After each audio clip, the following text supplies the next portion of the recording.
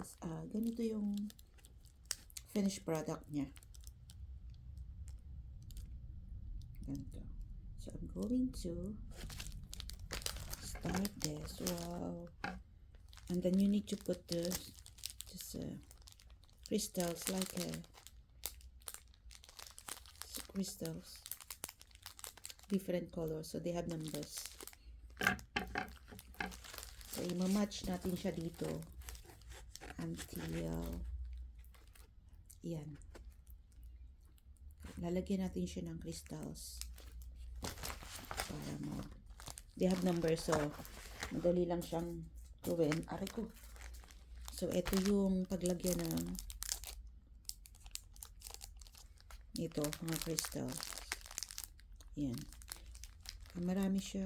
Ilan ba to? Ang dami eh. Yan. Ang dami niyang colors. Different colors. Yan. Kung ilan yung colors dito, ganun din yung colors ng crystal. So, lalagay natin yung crystal doon. Tapos, using this, ito lalagay.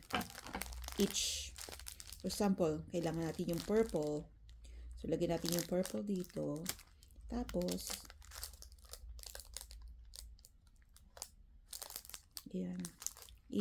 I-stick natin dito. So, yan.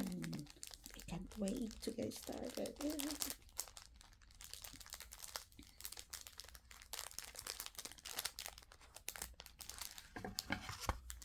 I think I need to put the light on para hindi mali, para walang mamali sa akin.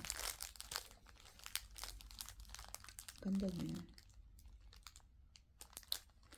Oh, birds and the ang ganda. Table. So, meron naman siyang guide. Ayan. May guide siya kung ano, para hindi ka mamali. So, each color, may guide siya. Yan. Each color, may numbers. May color coding. Yan. Para hindi mamali. Yung paglagay ng crystals. Wow, this is very beautiful.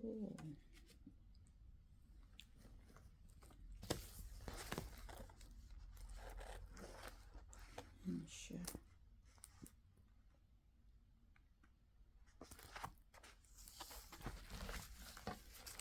Going to start now. Too excited.